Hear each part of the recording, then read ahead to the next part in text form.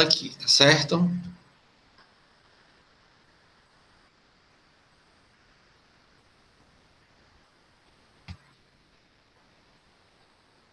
Pessoal, boa noite, boa tarde, bom dia para quem está nos acompanhando agora, né? Estamos nessa nossa última semana de aulas teóricas do curso de Direito da Univers. Mais uma vez, nós temos essa última semana, essa penúltima semana e a próxima semana como as últimas semanas de aulas teóricas. Nós encerramos nossas aulas teóricas dia 30, também deve ser encerrada as AVPs até essa data, e aí nós vamos começar a semana das AV1s, a segunda chamada e prova final, que vai aí até as semanas de dezembro. Mas a gente deve encerrar o nosso conteúdo até o dia 30. Da mesma forma, as aulas de prática também. Nós temos essa última semana de aula de prática, que essa penúltima, que vai ser a nossa primeira audiência de instrução e julgamento, quinta-feira, conforme já foi combinado com vocês, e na próxima semana nós faremos a nossa última aula de prática, nossa audiência também de instrução e julgamento. Portanto, a gente nem tem peças mais para poder refazer agora, a não ser a nossa última AV2, que vai ser a última peça. Que aí eu vou explicar para vocês que vai ser uma AV2 que vai ser tanto para execução, como também para a prática jurídica. Né? Vai ser uma que vai misturar aí os dois conteúdos. Bem massa. Muito interessante, inclusive. Gente, nós temos ainda que encerrar penhora. Nós faltamos encerrar poucos slides desse aqui, do nosso último slide, que está disponível no Canvas. Logo em seguida, quando eu encerrar, dou um intervalozinho, e aí eu vou corrigir as AVPs de vocês que estão aqui em sala, né? Só para a gente tirar, revisar aquele conteúdo. Vou pegar de Julieta, pegar de Márcia, pegar de dos que estão em sala, das AVPs que já foram entregues. Lembrando que tem uma para ser entregue até quinta-feira. Até quinta-feira vocês ainda têm AVP para fazer. Então, hoje, se a gente terminar o conteúdo mais cedo, corrigir essas AVPs que estão pendentes, vocês podem ficar respondendo durante a aula aí essa outra AVP, porque só é uma questão. Né? Foi uma AVP que eu deixei sexta-feira, véspera de eleição, referente a... Eu acho que era dos bens, da impenhorabilidade do bem de família. Não era isso? Que a gente já tinha conversado aqui em sala. Então, vamos seguir aqui nossa ordem. Nós estamos no artigo 845, onde fala sobre onde se encontrarão os bens da penhora. Ou seja, se os bens de penhora estiverem sob a guarda do devedor ou ainda sob a guarda de terceiros, elas serão realizadas. Se a penhora de bens imóveis, independente de onde eles se localizarem, deverá ser apresentada a certidão da respectiva matrícula. Se tratar de penhora de veículos automotores, será retirada essa certidão que atesta a sua existência e será realizado por termo nos autos. Ou seja, sempre que nós temos uma penhora referente a bens imóveis, é necessário que no registro daquele imóvel conste que aquele bem está sujeito à penhora. Bem como também no registro do automóvel, do veículo automotor. Porque é necessário que se saiba que esses bens estão sendo objeto de um processo de execução, para evitar exatamente essa alienação, essa dilapidação, que, consequentemente, é o que chama-se de fraude à execução, que vocês conhecem. Se o executado... Professor, não, Milton. O senhor está em qual artigo mesmo? 800 não está transmitindo, não? Em qual? Cortou aqui. Era me acompanhar aqui no código. 845. 834. Ah, certo. Obrigada. Vou transmitir para vocês aqui. Leia para mim o 845, Iana, por favor. Efetuar-se a penhora onde se encontrem os bens, ainda que sobre a posse, a detenção ou a guarda de terceiros. Ótimo. Leia o parágrafo primeiro, que já foi o que eu falei sobre o registro. a penhora de imóveis, independentemente de onde se localizem, quando apresentada a certidão da respectiva matrícula, e a penhora de veículos automotores, quando apresentada a certidão que ateste a sua existência. Serão realizadas por termo nos autos. Exatamente. É importante que nós tenhamos nos autos o registro desses bens. O registro conste no registro dele que esse bem está sujeito à penhora. O parágrafo 2º, Diana, leia para a gente, que diz que se não tiver bens dentro daquela circunscrição, dentro do foro, como é que a gente faz?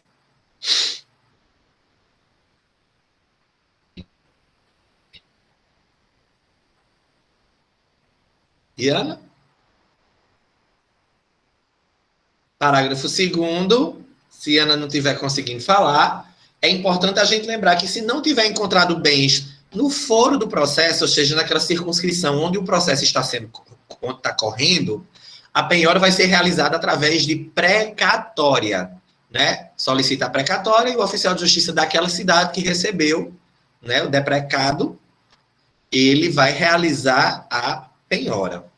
O artigo 846 e seus parágrafos, ele traz uma situação extremamente interessante, que diz respeito quando há obstacularização, ou quando há recusa por parte do devedor de realizar a penhora. Ou seja, quando deve... Só aproximar um pouquinho mais aqui meu ventilador.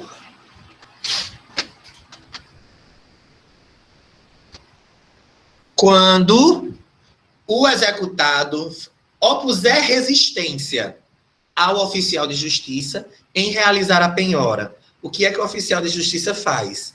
Ele vai ao juiz comunicar e o juiz dá uma ordem de arrombamento.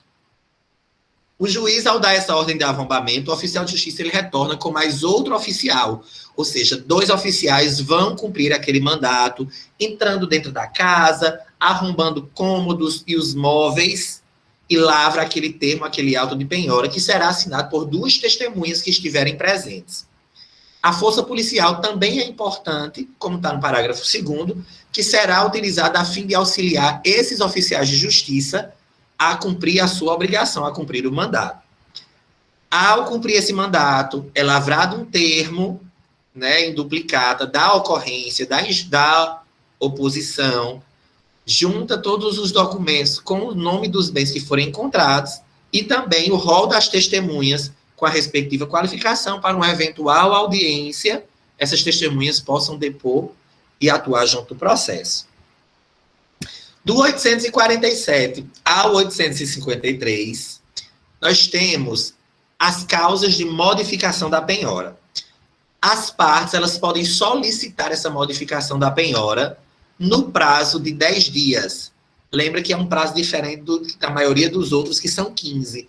A modificação da penhora, o prazo são de 10 dias.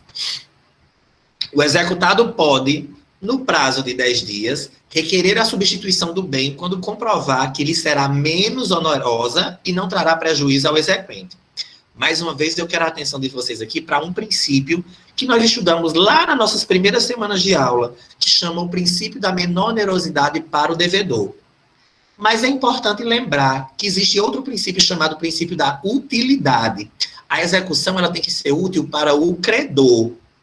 Então, se ela vai se dar menos gravosa, menos onerosa para o devedor, ela, consequentemente, não pode trazer prejuízo para o credor, para o exequente. E o juiz só autorizará, não é obrigação do juiz, é uma faculdade autorizar essa substituição se o executado comprovar essas características. Que características são essas? Comprovar as matrículas, o registro e a certidão de ofício quando eu tiver bens imóveis, ou seja, que está em dia a matrícula, o registro e a certidão, que isso não foi vendido, que esse bem encontra-se em seu nome. Então, o juiz solicita, ele poderá conceder essa substituição. Quando o juiz descrever, se o executado descrever os bens móveis com todas as suas propriedades, suas características, bem como o estado deles e o lugar onde eles se encontram. quando ele também descrever os semoventes com a indicação de espécie, número, marca ou sinal ou de onde eles se encontrem. Os créditos, indicando quem seja o devedor, a origem da dívida, o título e a data de vencimento, ou atribuir, em qualquer caso, valor aos bens indicados à penhora, além de especificar os ônus e os encargos a que estejam sujeitos.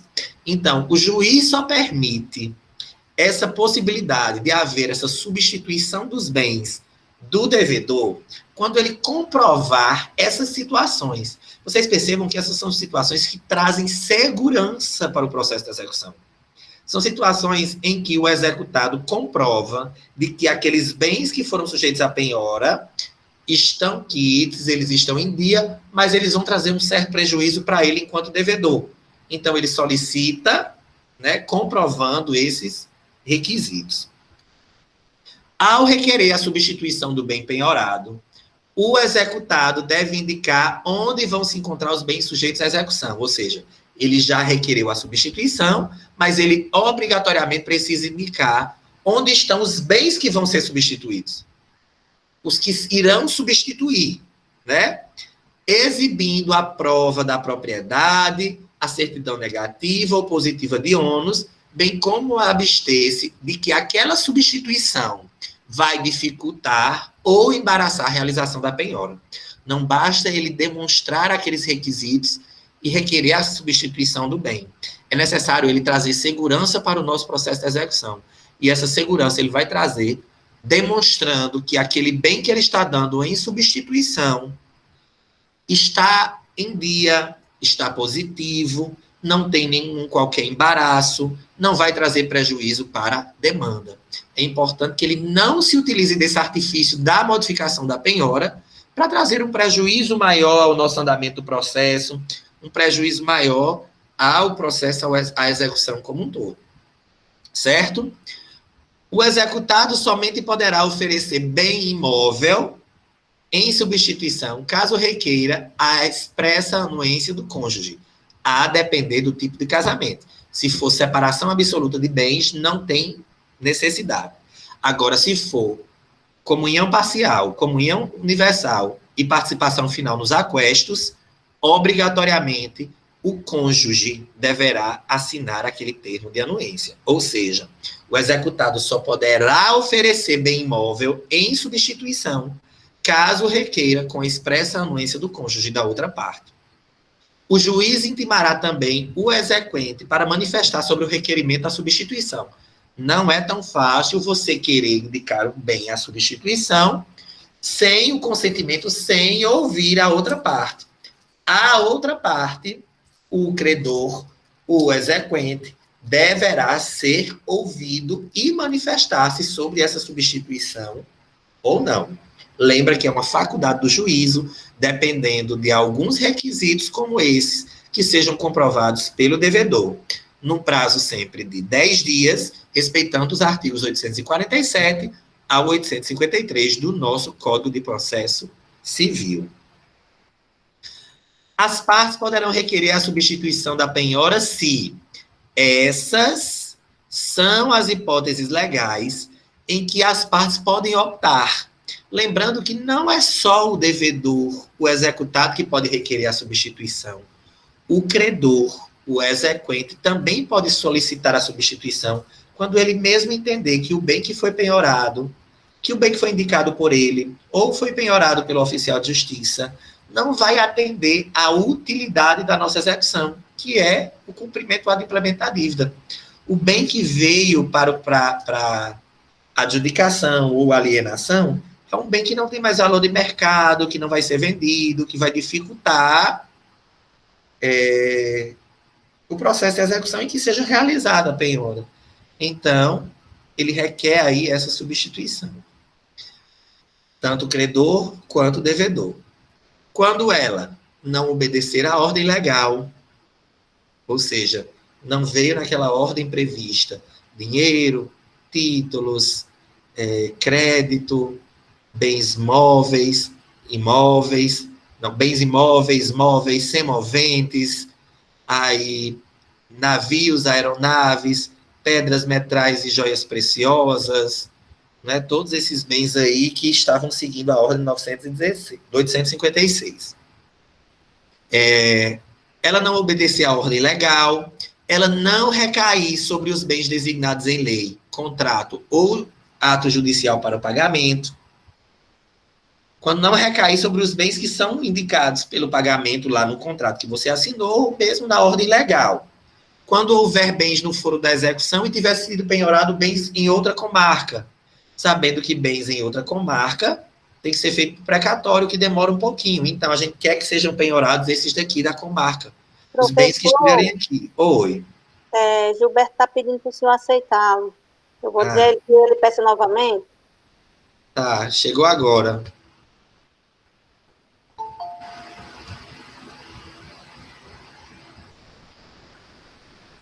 Bora lá, obrigado, Márcia. Boa noite, Gilberto, Eduardo. Vamos continuar aqui, a gente está quase encerrando esse nosso slide, que é referente ao nosso conteúdo do primeiro estágio, na verdade, da AV2, e aqui a gente está vendo quais são os motivos em que as partes poderão requerer essa substituição. Quando ela não obedecer essa ordem legal, quando ela não incidir sobre bens designados em lei, contrato ou ato judicial, quando nós tivermos bens no foro da execução e outros tiverem sido penhorados. Então, a gente quer que seja penhorado esse daqui, ao invés de outros que estejam em outras comarcas. Quando eu tenho bens que são livres e eles recaírem sobre outros bens já penhorados ou objetos de gravame. Lembrando que poderão recair várias penhoras sobre o mesmo bem, mas essa penhora tem que ser obedecida à ordem legal de chegada. Primeiro, o primeiro crédito e os segundos devem conservar os seus créditos. Então, caiu essa penhora sobre um bem que já estava alvo do processo de execução, de outra penhora. Ele tendo bens livres.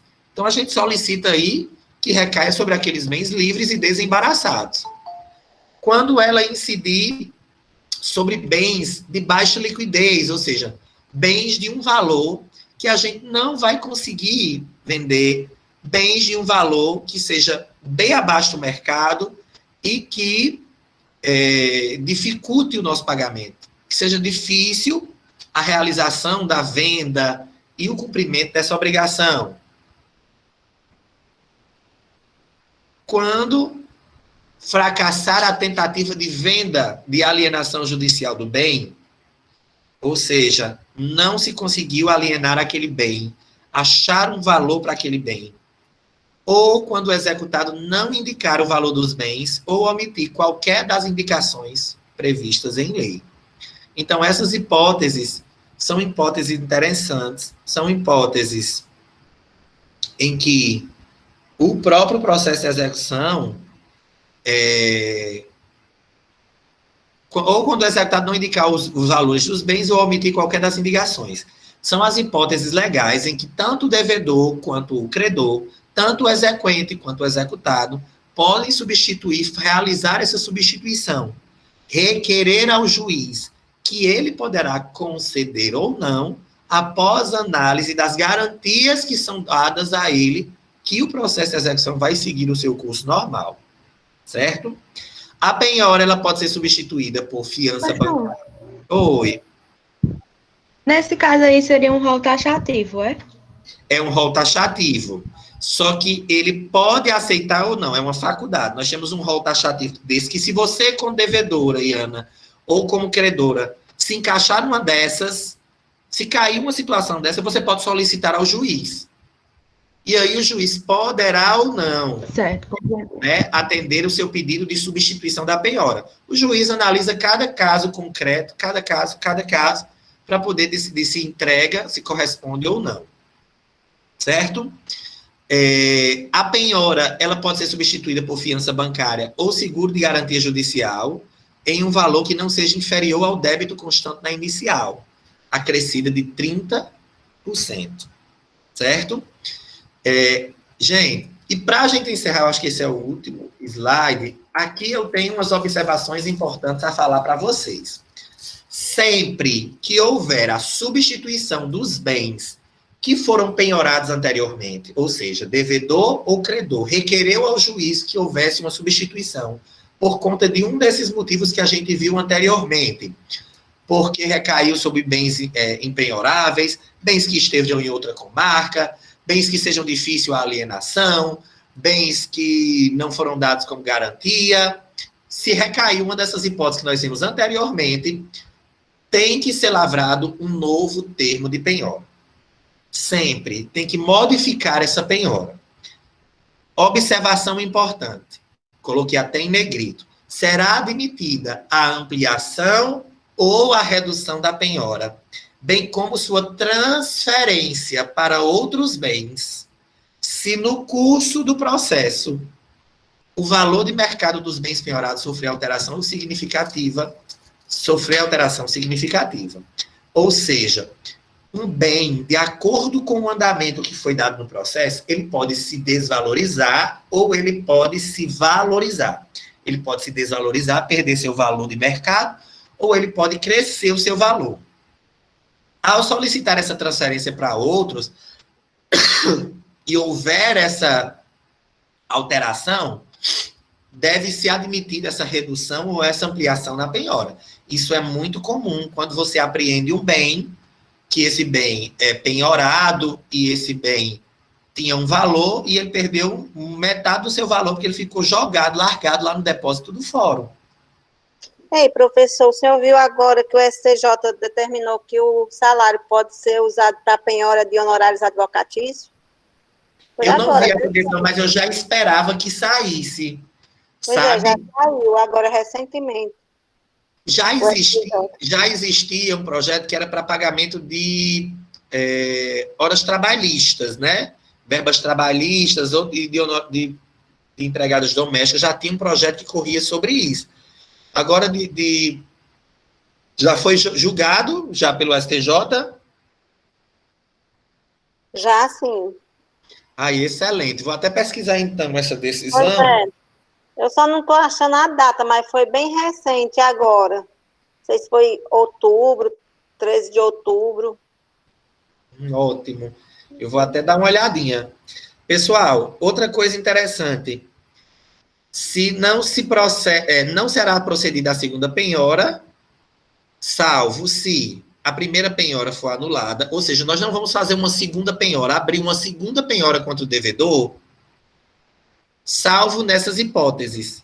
Quando a primeira penhora ela for anulada, quando for executados os bens e não for suficiente para pagar o exequente, quando desistir da primeira penhora porque os bens são litigiosos ou estão submetidos à constituição judicial.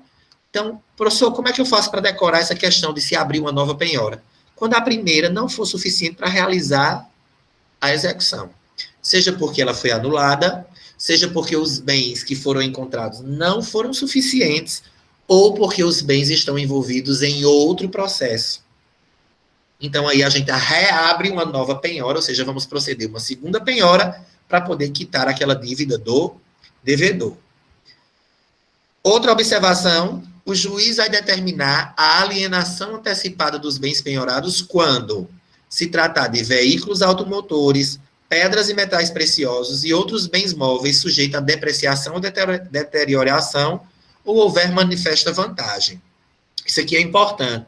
O juiz pode antecipar a penhora a pedido das duas partes, quando esses bens forem perdendo o valor de mercado e isso trouxer cada vez mais prejuízo para o devedor. É o caso muito comum de veículo automotor que, com o passar do tempo, ele vai se deteriorando lá no estacionamento do fórum, largado, a céu aberto, e aí vai perder o valor de mercado, ou pedras e metais preciosos que sofram valoração ou desvalorização aí. O juiz pode realizar antecipadamente. Ou quando tiver uma certa vantagem até para a parte, né? O juiz pode realizar. Quando uma das partes requerer essa medida, substituição, modificação ou redução, o juiz ouvirá sempre a outra parte no prazo de 3 dias antes de decidir. Substituição da penhora, ampliação ou redução, o juiz sempre ouvirá a outra parte no prazo de 3 dias antes de decidir e resolverá de plano qualquer questão. Lembra que o prazo para solicitar modificação são 10 dias. E, ao requerer a substituição, a ampliação e a redução, o juiz vai solicitar a outra parte, que seja ouvida no prazo de 3 dias.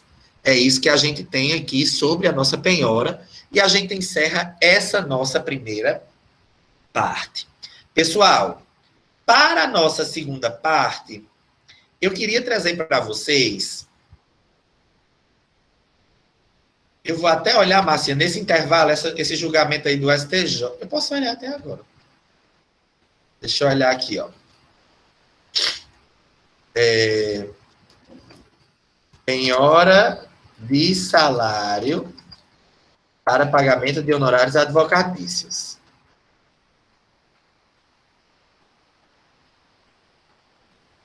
Aqui, 22 de outubro. Porque, inclusive, Marcinha, ó, em agosto, ele tinha decidido que não poderia, e agora voltou atrás e ganhou. Ó, a Corte Especial... Foi Julieta que falou, professor. Foi Julieta, não foi, Julieta? Foi. Julieta, em agosto, eles tinham decidido que não pagaria. Aí agora, ele já voltou atrás. Veja como as leis, pessoal, elas mudam cada vez mais com o passar do tempo. Em agosto, o pleno tinha decidido que não poderia. E agora, 2 meses depois, setembro, outubro, ela vem a público tornar que pode. Salário é penhorável para pagar honorários se não comprometer a sobrevivência do STJ. A ministra Nancy Aldrich era a relatora. Só ler para vocês aqui. Embora não se possa admitir em abstrato a remuneração como base no parágrafo 2º do 833, é possível determinar a constrição à luz da interpretação do inciso 4º da mesma norma, quando concretamente ficar demonstrado nos autos que tal medida não comprometa a subsistência digna do devedor e sua família. Gente, isso até hoje só era possível em que penhora de salário. Qual era a única hipótese? Era alimento, era, professor? Pagamento de pensões alimentícias, Julieta, que é o nosso próximo assunto, execução de alimentos. Mas agora nós já temos uma outra... O advogado é muito bom, né? Porque quem enganar... ele já sabe que iria receber. Só que quando ele não encontrava nada em nome dele, e ele só tinha salário, porque o advogado que foi enganado, ele pode executar normal, do jeito que a gente fez. Se eu não estou enganada, parece que é até 30%, que pode, e agora, ou é 35%, que foi aumentada aí a cota de comprometimento do salário para 35%, se eu não estou enganada. Nós temos que era 30% em se tratando de pensão alimentícia. Agora, de advogado, não tem dizendo aqui, ó. Deixa eu ver, vamos ler. Com esse entendimento, a terceira turma do STJ admitiu a possibilidade de penhorar o salário de uma devedora para arcar com o pagamento de honorários advocatícios. O acórdão deu uma interpretação à decisão recente da Corte, que fixou entendimento diverso, por maioria apertada. Nos 2 casos, a relatora é a ministra Nancy Aldrich. Então, você veja que esse caso foi um caso em específico que abre precedente para os demais. O artigo 833 do CPC é o que define que é impenhorável. O inciso 4º, no que interessa, coloca como impenhorável os vencimentos, subsídios, salários, remunerações destinados ao sustento do devedor e sua família. Depois, o parágrafo único diz que a impenhorabilidade do inciso 4º não se aplica à hipótese de penhora para prestação alimentícia. Olha aqui, ó. A única exceção de penhora salarial era pagamento de prestação alimentícia, independente de sua origem. O que a Corte decidiu em agosto, 3 de agosto, encerrou o julgamento do recurso no qual definiu que, ao abrir exceção à regra da impenhorabilidade de verba familiar para pagamento de prestação alimentícia, o parágrafo 2º do artigo 833 abarca somente alimentos familiares indenizatórios ou voluntários. No voto da ministra, que foi acompanhado por 6 ministros, ela esclareceu que o termo prestação alimentícia não se aplica às demais verbas de natureza alimentar, como, por exemplo, os honorários advocatícios. Então, os honorários, se bem que o próprio STJ diz que honorários advocatícios, eles têm caráter alimentar. Isso a gente vê em ética. mas somente quando fosse ligado a questões familiares. Por isso que tinham votado contra. Logo, não era possível a penhora de verbas remuneratórias para o pagamento de honorários. Agora, engraçado, o próprio STJ dizia que honorários advocatícios têm caráter de verba alimentar, mas não permitia a penhorabilidade do salário, porque ela dizia que só alimentar se fosse referente a questões familiares. Mas ficaram vencidos 6 ministros, dentre os quais Raul Araújo apontou que o legislador do CPC conferiu ao intérprete certa margem de liberdade para mitigar a regra da impenhorabilidade, o que deve ocorrer de acordo com o caso concreto. Como interpretou a terceira turma, em 13 de outubro, a terceira turma do STJ aplicou o precedente e não permitiu a penhora do salário da devedora para o pagamento dos honorários. Mas o voto da ministra Nancy, abriu a expressa possibilidade disso ocorrer. Há de ser reconhecida a possibilidade de que a nova penhora de parte da remuneração da recorrida seja posteriormente determinada com base na interpretação dada por essa Corte, ao artigo 833, inciso 4, desde que demonstrado concretamente que tal medida não compromete a subsistência digna de sua família. A posição foi ressaltada no voto, levando em consideração que, no caso concreto em julgamento, o valor dos honorários é de R$ 800, enquanto a renda mensal dela era R$ 6.500, minha gente. Como é que não paga os honorários contratuais de um advogado que prestou serviço para você no valor de R$ 800 e você recebe 6.500? O percentual da dívida em relação ao salário é de 12%. No julgamento acordo, o pedido de penhora era de 15% dos vencimentos.